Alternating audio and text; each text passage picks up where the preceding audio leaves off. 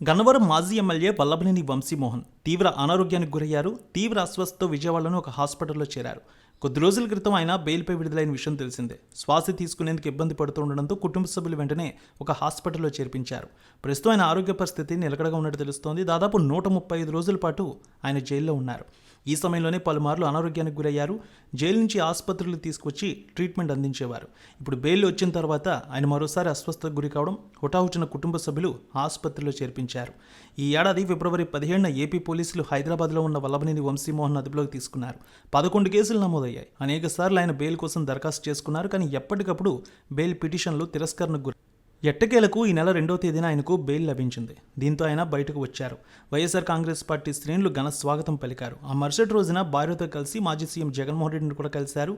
ఆ తర్వాత మాజీ మంత్రులు కొడాలి నాని, పేర్ని నాని వల్లభనేని వంశీని పరామర్శించారు. ఇంతలోనే ఆయన అస్వస్థతకు గురి కావడం ఆందోళన కలిగిస్తోంది. శ్వాస తీసుకోవడానికి ఇబ్బంది పడుతూ ఉండడంతో కుటుంబ సభ్యులు హుటాహుటిన హాస్పిటల్లో చేర్పించారు. వల్లభనేని వంశీమోహన్ దూకుడుగా వ్యవహరించారు. గతంలో వైఎస్ఆర్ కాంగ్రెస్ పార్టీ అధికారంలో ఉన్నప్పుడు ఇక చంద్రబాబు నాయుడుతో పాటు లోకేష్పై, పవన్పై నిత్యం అనుచిత వ్యాఖ్యలు చేశారు. ఈ ఎన్నికల్లో గన్నవరం నుంచి వైఎస్ఆర్ కాంగ్రెస్ పార్టీ అభ్యర్థిగా పోటీ చేసి ఓటమి పాలయ్యారు ఆయన. అప్పటి నుంచి నియోజకవర్గానికి దూరంగా ఉంటూ వస్తున్నారు. విదేశాలకు వెళ్లిపోతారని ప్రచారము జరిగింది ఆయనపై. ఇంతలోనే పాత కేసులు తిరగతోడుతూ ఏపీ పోలీసులు కేసు నమోదు చేశారు. అరెస్టు కూడా అయ్యారు వంశీ. దాదాపు 135 రోజుల పాటు వంశీ జైల్లో ఉన్నారు. వాస్తవానికి గతంలో కూడా వల్లభనేని వంశీమోహన్ అనారోగ్యంతో బాధపడుతున్నట్టు వార్తలు వచ్చాయి. అయితే జైల్లోకి వెళ్ళిన తర్వాత అనారోగ్యం మరింత తీవ్రమైంది. ఇప్పుడు బయటకు వచ్చినా ఆ ప్రభావం ఇంకా కనిపిస్తోంది. గన్నవరం మాజీ ఎమ్మెల్యే వల్లభనేని వంశీమోహన్ తీవ్ర అనారోగ్యానికి గురయ్యారు. తీవ్ర అస్వస్థతో విజయవాడలోని ఒక హాస్పిటల్లో చేరారు. కొద్ది రోజుల క్రితం ఆయన బెయిల్పై విడుదలైన విషయం తెలిసిందే. శ్వాస తీసుకునేందుకు ఇబ్బంది పడుతుండడంతో కుటుంబ సభ్యులు వెంటనే ఒక హాస్పిటల్లో చేర్పించారు. ప్రస్తుతం ఆయన ఆరోగ్య పరిస్థితి నిలకడగా ఉన్నట్టు తెలుస్తోంది. దాదాపు 135 రోజుల పాటు ఆయన జైల్లో ఉన్నారు. ఈ సమయంలోనే పలుమార్లు అనారోగ్యానికి గురయ్యారు. జైలు నుంచి ఆసుపత్రులు తీసుకొచ్చి ట్రీట్మెంట్ అందించేవారు.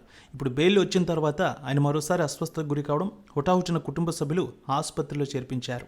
ఈ ఏడాది ఫిబ్రవరి 17న ఏపీ పోలీసులు హైదరాబాద్లో ఉన్న వల్లభనేని వంశీమోహన్ అదుపులోకి తీసుకున్నారు. 11 కేసులు నమోదయ్యాయి. అనేకసార్లు ఆయన బెయిల్ కోసం దరఖాస్తు చేసుకున్నారు. కానీ ఎప్పటికప్పుడు బెయిల్ పిటిషన్లు తిరస్కరణకు గురి.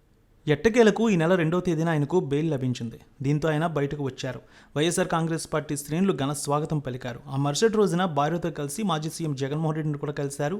ఆ తర్వాత మాజీ మంత్రులు కొడాలి నాని, పేర్ని నాని వల్లభనేని వంశీని పరామర్శించారు.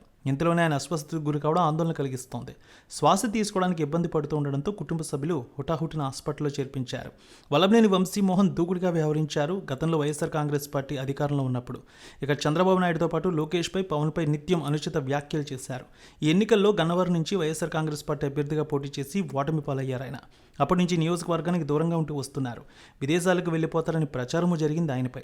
ఇంతలోనే పాత కేసులు తిరగతోడుతూ ఏపీ పోలీసులు కేసు నమోదు చేశారు. అరెస్టు కూడా అయ్యారు వంశీ. దాదాపు 135 రోజుల పాటు వంశీ జైల్లో ఉన్నారు.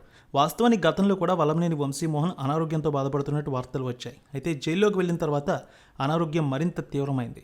ఇప్పుడు బయటకు వచ్చినా ఆ ప్రభావం ఇంకా కనిపిస్తోంది.